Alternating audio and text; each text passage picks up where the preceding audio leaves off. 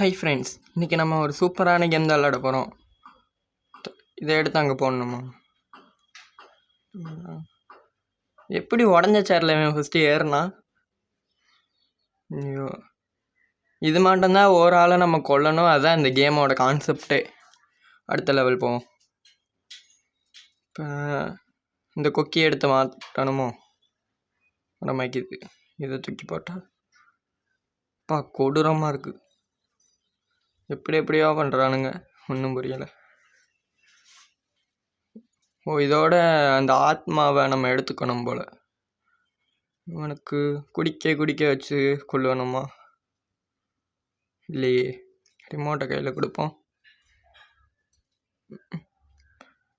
வித்தியாசமாக கொள்றானுங்க.